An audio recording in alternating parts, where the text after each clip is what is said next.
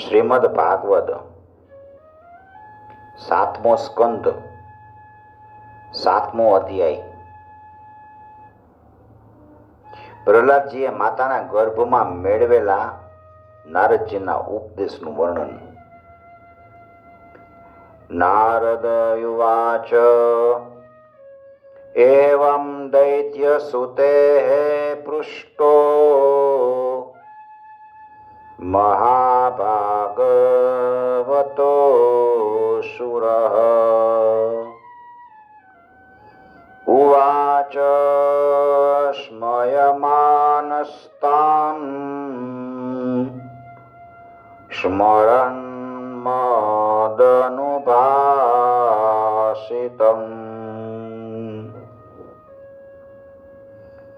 નારદજી કહે છે કે યુધિષ્ઠિર, જ્યારે દૈત્ય બાળકો એવો પ્રશ્ન કર્યો ત્યારે ભગવાનના પ્રેમી ભક્ત પ્રહલાદજી ને મારી વાતનું સ્મરણ થઈ આવ્યું. એને ખૂબ આનંદ થયો અને પ્રસન્ન વધને બાળકોને કહે છે.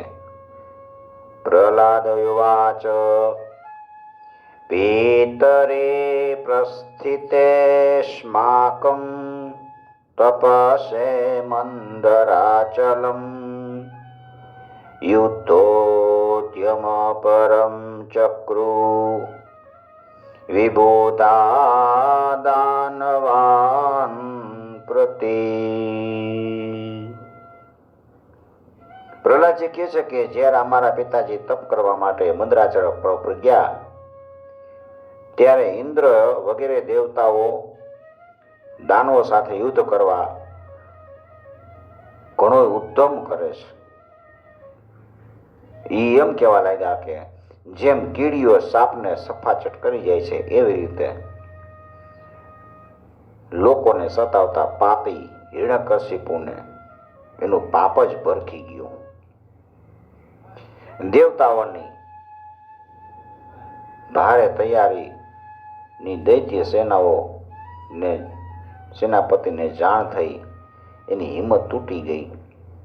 એ દેવોનો સામનો કરી શક્યા નહીં.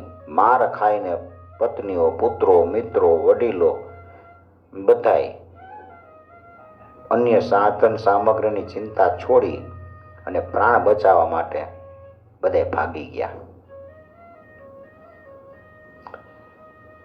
દેવોએ બધાએ રાજમહેલમાં લૂંટ કરી, ધાંધલ મચાવી, ત્યાં સુધી કે ઇન્દ્રએ રાજરાણી મારી માં કયાધુને બંદી બનાવી લીધી. મારી માં ગભરાઈ ગઈ અને ટીટોળીની જેમ રડતા હતા અને ઇન્દ્ર એને બળજબરીથી લઈ જતો હતો. ત્યારે રસ્તામાં નસીબ જોગે નારદજી આ તરફ આવતા હતા અને રસ્તામાં મારી માતાને જોયા છે. ઇન્દ્રને કહે છે કે દેવરાજ ઇન્દ્ર, આ તો નિર્દોષ છે, આને આવી રીતે લઈ જવા યોગ્ય નથી. આ સતી સાધ્વી પરમ નારી, એની અવમાનના ન કરો, એને છોડી દો. ઇન્દ્રએ કીધું કે આની કુખમાં દેવના દ્રોહી હિરણ્યકશિપુનો અત્યંત પ્રભાવશાળી ગર્ભ છે. એ દેવનો દ્રોહી છે. ઇન્દ્ર હિરણ્યકશિપુ એનો ગર્ભ છે. પ્રસૂતિ સુધી આ મારી પાસે ભલે રહે અને પ્રસવ થશે ત્યારે જન્મનાર બાળકનો વધ કરીને આને છોડી દઈશ. બસ દેવતાને એમ થયું કે આ હિરણ્યકશિપુ આટલો પ્રભાવશાળી છે તો એનો છોકરો કેવો થશે.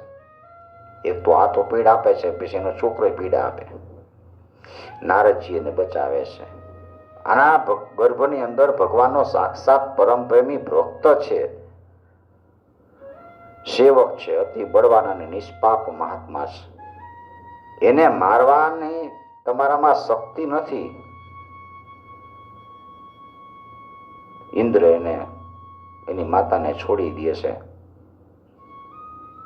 પછી એના ગર્ભમાં ભગવાનનો ભક્ત છે ને એવા ભાવથી એણે મારી માતાની પ્રદક્ષિણા કરી ઇન્દ્રએ અને એ લોકમાં વયા ગયા. નારદજી મારી માતાને પોતાના આશ્રમમાં લઈ ગયા. અને એને સમજાવતા મનાવતા કીધું કે બેટી, જ્યાં સુધી તારા પતિ તપ કરીને પાછા ન આવે ને ત્યાં સુધી તું અહીં રહે. મારી માતા કે જેવી આજ્ઞા, ઘણું સારું. અને નિર્ભયતાપૂર્વક દેવર્ષિના આશ્રમમાં જ રહેવા લાગ્યા છે. ત્યાં સુધી તેઓ ત્યાં રહ્યા કે જ્યાં સુધી મારા પિતા ઘોર તપશ્ચર્યા પૂરી કરીને પાછા ન આવ્યા. મારી સગર્ભા માતા મારું ગર્ભમાં રહેલા બાળકનું મંગલ થાય એવી કામનાથી ઈચ્છિત સમયે, એટલે કે મારા પિતા પાછા આવી ગયા પછી સંતાનને જન્મ આપવાની કામનાથી ખૂબ પ્રેમ અને ભક્તિભાવ સાથે નારદજીની સેવા કરતા હતા. દેવર્ષિ નારદ ઘણા દયાળુ સર્વસમર્થ હતા. એને મારી માતાને ભાગવત ધર્મનું રહસ્ય અને વિશુદ્ધ જ્ઞાન આપ્યું છે. ઉપદેશ કરતી વખતે એનું લક્ષ્ય કેવળ મારા તરફ જ હતું. ઘણો સમય વીતી ગયો એટલે પોતે સ્ત્રી હોવાને કારણે પણ મારી માતાને તો જ્ઞાન યાદ નથી, કારણ કે મારી માતાને સ્ત્રી સ્વભાવને લીધે જ્ઞાન યાદ ન હોય. પણ દેવર્ષિ નારદજીની વિશેષ કૃપા મારા ઉપર હતી એટલે હું જ્ઞાન ભૂલ્યો નથી. જો તમારે બાળકોને કહે છે કે તમારે આ વાત ઉપર શ્રદ્ધા તમે રાખો તો હું તમને એ જ્ઞાન કરાવી શકું. કારણ કે શ્રદ્ધાથી સ્ત્રીઓ અને બાળકોની બુદ્ધિ મારી બુદ્ધિ જેવી શુદ્ધ થઈ જાય છે, શ્રદ્ધા હોય તો. ભગવાન જ કાળરૂપ છે અને એની પ્રેરણાથી જ વૃક્ષો ને ફળ આવે છે, ટકે છે, વૃદ્ધિ પામે છે, પાકે છે, ક્ષીણ થાય છે અને અંતે નષ્ટ થઈ જાય છે. એવી રીતે જન્મ, અસ્તિત્વની અનુભૂતિ, વૃદ્ધિ, વિકાસ, પરિણામ, ક્ષય, વિનાશ, આ જ 6 ભાવ વિકાર શરીરમાં જોવા મળે છે અને એનો આત્મા સાથે કોઈ જાતનો સંબંધ નથી. આ આત્મા નિત્ય, અવિનાશી, શુદ્ધ, એક ક્ષત્રિય, આશ્રયી, નિર્વિકાર, સ્વયં પ્રકાશિત, સર્વનું કારણ, વ્યાપક, અસંગ તથા આવરણ રહિત છે. આત્માના 12 ઉત્કૃષ્ટ લક્ષણ છે. એના દ્વારા આત્મતત્વને જાણનારા મનુષ્યો શરીર વગેરે એની અંદર અજ્ઞાનને કારણે હું ને મારું એવો જે મિથ્યા ભાવ થઈ ગયો છે ને, એનો ત્યાગ કરી દેવો જોઈએ. જેમ સોનાની ખાણ હોય એમાં પથ્થર ભળી ગયેલા સુવર્ણને એને કાઢવાની વિધિ જાણનારો સોની હોય, એ વિધિથી સોનું મેળવી લે.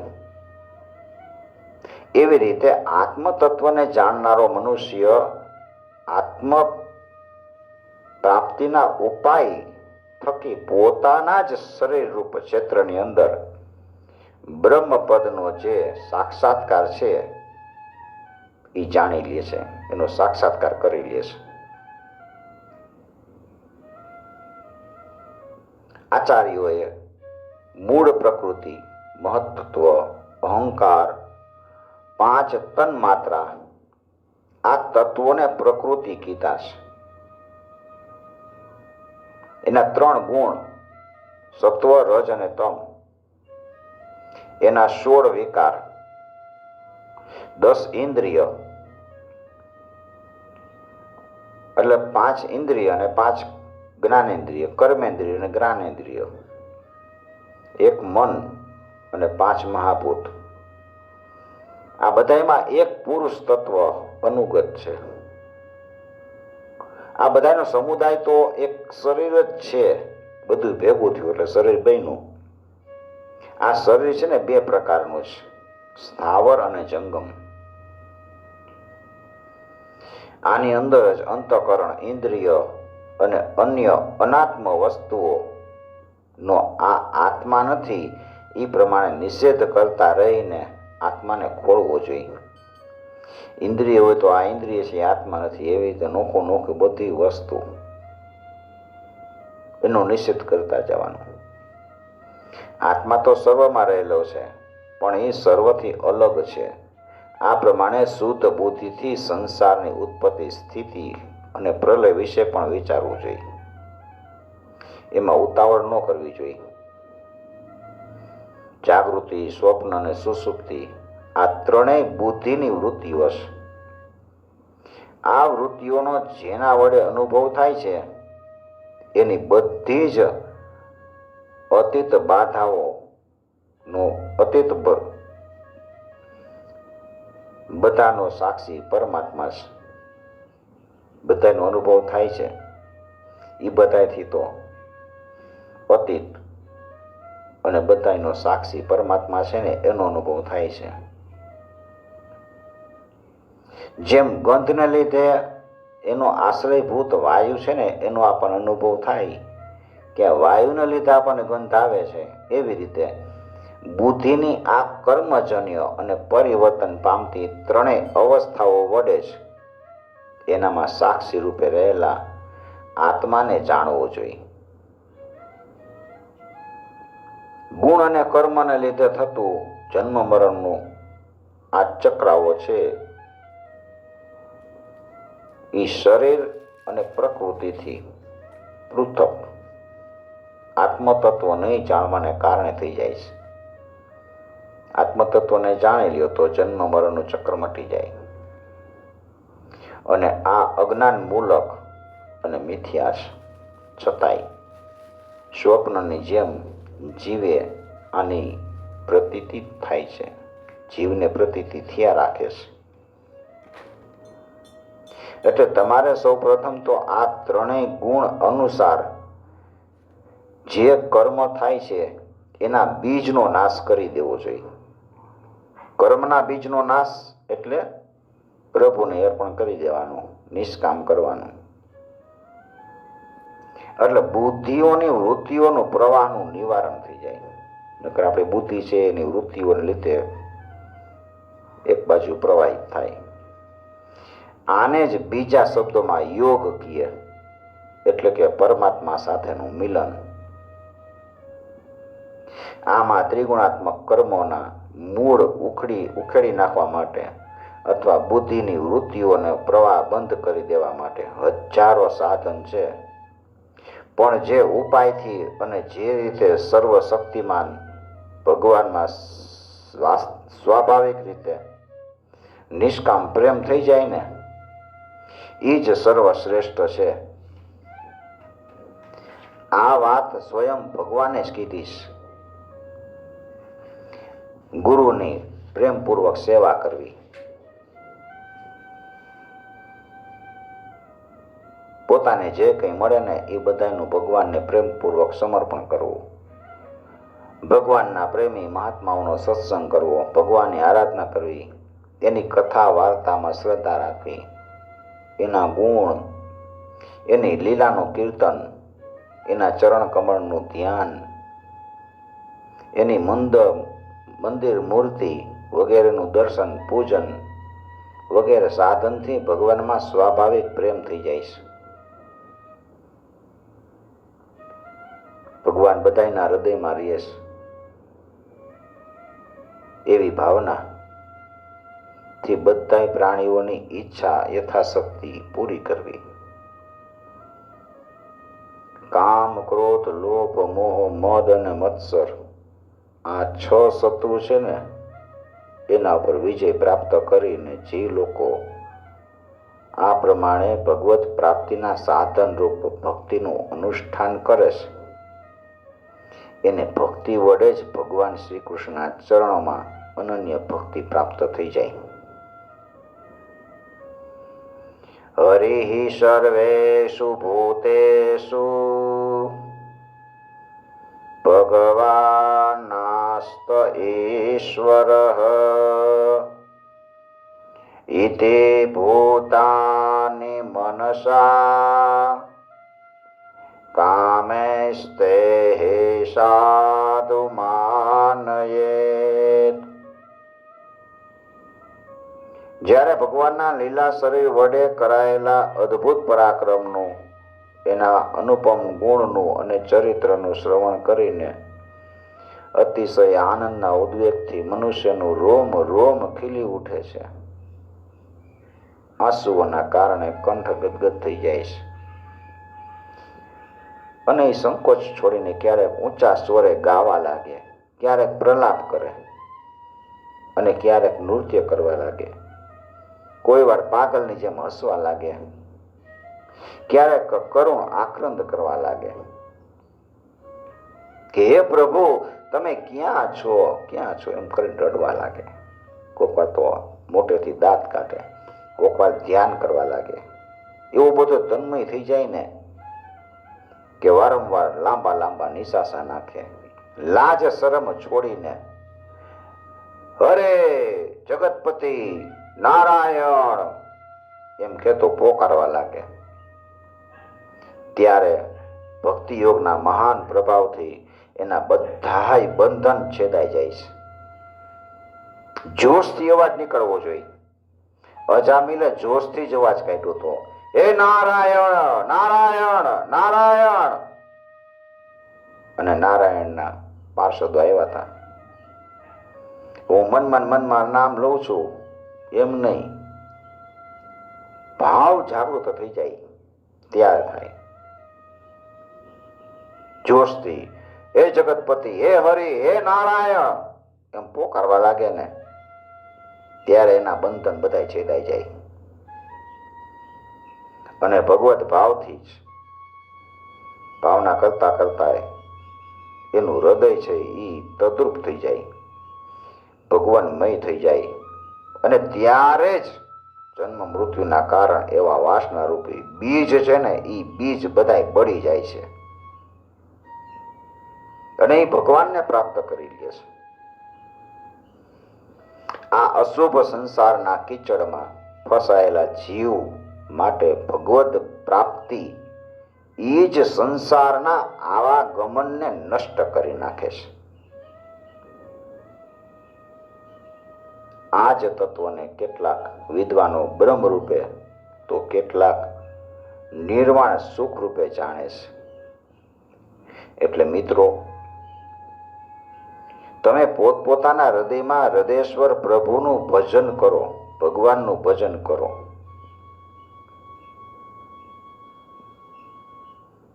હે અસુર પુત્રો, પોતાના હૃદયમાં જ આકાશની જેમ નિત્ય બિરાજમાન ભગવાનનું ભજન કરવામાં કયો પરિશ્રમ પડવાનો છે? કાંઈ પરિશ્રમ નથી પડવાનો. એ સમાન રૂપે સમસ્ત પ્રાણીઓના અત્યંત પ્રેમી મિત્ર છે. બીજું તો શું, આપણો આત્મા જ છે અને એને ત્યજીને ભોગ સામગ્રીનો સંચય કરવો અને એના માટે ભટકવું એ કેટલી બધી મોટી મૂર્ખતા છે. સંપત્તિ, પત્ની, પુત્ર, પુત્રી, પશુ, મહેલ, પૃથ્વી, હાથી, ખજાના અને જાત જાતની વિભૂતિઓ, બીજું તો શું, સંસારનો સમસ્ત વૈભવ તથા ભોગ સામગ્રી આ ક્ષણભંગુર મનુષ્યને સુખ નથી આપી શકતા. એ પોતે તો જ ક્ષણભંગુર છે, તો આપણને સુખ ક્યાંથી આપે? જેમ આ લોકની સંપત્તિ દેખીતી રીતે નાશવંત છે ને, એવી જ રીતે યજ્ઞોથી પ્રાપ્ત થતા સ્વર્ગ વગેરે લોક પણ નાશવંત છે. પૃથ્વીની બધી વસ્તુ નાશવંત છે, એવી રીતે સ્વર્ગના લોકે નાશવંત છે, ત્યાંનો સુખ એ નાશવંત છે. એવી રીતે જોતા એકબીજાથી ચડિયાતા કે નિષ્કૃષ્ટ લાગે છે. આમ જોઈ તો આપણે એમ થાય કે આનાથી આ ચડિયાતું છે, એટલે એ દોષ રહિત નથી. દોષ રહિત તો એ છે કે એકમાત્ર પરમાત્મા કોઈએ એમનામાં નથી દોષ જોયો કે નથી દોષ સાંભળ્યો. એટલે પરમાત્માની પ્રાપ્તિ માટે અનન્ય ભક્તિપૂર્વક એ પરમેશ્વરની ભક્તિ કરવી જોઈએ. આ સિવાય પોતાને મહાન વિદ્વાન માનનારો મનુષ્ય આ લોકમાં જે ઉદ્દેશ્યથી વારંવાર ઘણા બધા કર્મ કરે છે ને, એ ઉદ્દેશ્યની પૂર્તિ થવું તો દૂર રહ્યું, બલકે એનાથી વિપરીત ફળ મળે છે. કર્મમાં પ્રવૃત્ત થવાના જે ઉદ્દેશ્ય હોય છે, એ ઉદ્દેશ્ય ક્યાં? તો કે સુખની પ્રાપ્તિ અને દુઃખમાંથી મુક્તિ. પણ જ્યાં સુધી કામના ન હોય ત્યાં સુધી મનુષ્ય સુખમાં ડૂબેલો રહે, અને જ્યારે કામના આવે અને કામનાને કારણે એ હંમેશા ચિંતામાં પડ્યો રહે છે. તમને જો કોઈ કામના હોય કે આ કાર્ય કરું, મને આ ફળ મળે, તો પછી ચિંતામાં આપણે પડી જાય કે આ કર્મ બરાબર નહીં થાય ને, આમ થશે ને તેમ થશે ને. પણ એમને તમે કરતા હોય ને તો એ તમારે એટલું બધી એકાગ્રતા થાય ને, મોજથી કરતા હોય. કામના આવી એટલે ચિંતા આવી જાય. મનુષ્ય આ લોકમાં સકામ કર્મથી જ જે શરીર માટે ભોગ ભોગવવા માટે ઈચ્છા કરે છે, એ શરીર જ પારકું છે, અર્થાત પ્રકૃતિનું છે અને નાશવંત છે. શરીર જવાનું, ક્યારેક શરીર મળી જાય છે ને ક્યારેક વિખૂટું પડી જાય છે. શરીરની જો આવી દશા હોય તો એનાથી અલગ રહેનારા, શરીરથી નોખા છે પુત્ર, પત્ની, મહેલ, આ બધું કેટલા સમય સુધી રહેશે? સંસારના તુચ્છ વિષયો છે એ શરીરની સાથે નાશ પામી જાય છે. એ જણાય છે કે પુરુષાર્થ જેવા, પરંતુ વાસ્તવમાં એ અનર્થ જ છે. આ બધી વસ્તુઓની શું જરૂર છે? ભાઈ, વિચારો તો ખરા કે જે જીવ ગર્ભાધાનથી માંડીને મૃત્યુ સુધીની બધી અવસ્થામાં પોતાના કર્મને આધીન થઈને કલેશ અને કલેશ જ ભોગવે છે, એને આ સંસારમાં સ્વાર્થ જ શું છે? આ જીવ સૂક્ષ્મ શરીરને જ પોતાનો આત્મા માનીને એના દ્વારા અનેક પ્રકારના કર્મ કરતો રહે છે, અને એ કર્મને કારણે ફરી પાછો શરીર ધારણ કરે છે. આ પ્રમાણે કર્મોથી શરીર અને શરીરથી કર્મો, એની પરંપરા ચાલતી જ રહે છે. આને આવું થાય ને, એ અવિવેકને કારણે થવાય છે. આવું થવાનું કારણ અવિવેક છે. એટલે નિષ્કામ ભાવે નિષ્ક્રિય આત્મ સ્વરૂપ ભગવાન શ્રી હરિની ભક્તિ કરવી જોઈએ. ધર્મ, અર્થ અને કામ એ પુરુષાર્થ તે શ્રી હરિના જ આશ્રિત છે. એની ઈચ્છા વિના એ મળતા નથી. ભગવાન શ્રી હરિ સમસ્ત પ્રાણીઓના ઈશ્વર છે, આત્મા છે, પરમ પ્રિયતમ છે.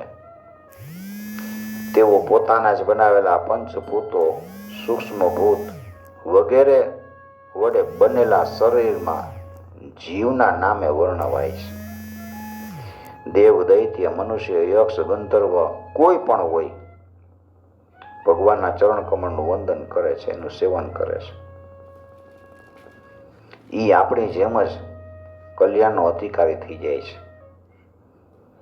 દૈત્ય પુત્રો ભગવાનને પ્રસન્ન કરવા માટે બ્રાહ્મણ, દેવતા કે ઋષિ હોવું, સદાચાર અને વિવિધ વિદ્યાઓથી સંપન્ન હોવું, દાન, તપ, યજ્ઞ, શારીરિક માનસિક શૌચ શુદ્ધિ, મોટા મોટા વ્રત કરવાનું, અનુષ્ઠાન કરવાની કાંઈ જરૂર નથી. ભગવાન તો એમનું પ્રસન્ન થઈ જાય. કેવળ નિષ્કામ પ્રેમ અને ભક્તિથી ભગવાન પ્રસન્ન થાય છે.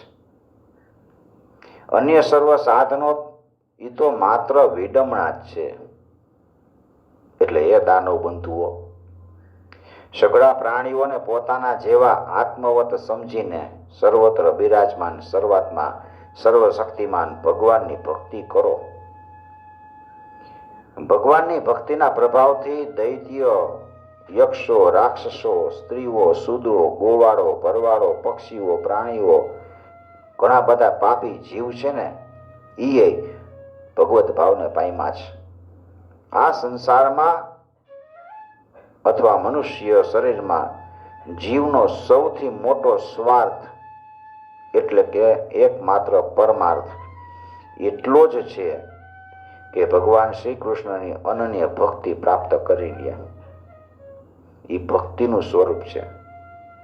સર્વદા સર્વત્ર સર્વ વસ્તુમાં ભગવાનનું દર્શન. એતાવાનેવ લોકેસ્મિન પુંસઃ સ્વાર્થ પરઃ સ્મૃતઃ એકાંત ભક્તિર ગોવિંદે યત સર્વત સર્વત્ર તદેક્ષણમ. ઇતિ શ્રીમદ્ભાગવતે મહાપુરાણે પારમહંસ્યામ સંહિતાયામ સપ્તમસ્કંધે પ્રહલાદાનુચરિતે દૈત્યપુત્રાનુશાસનમ નામ સપ્તમો અધ્યાય. શ્રીકૃષ્ણાર્પણમ સમર્પયામિ. ઓમ નમો ભગવતે વાસુદેવાય.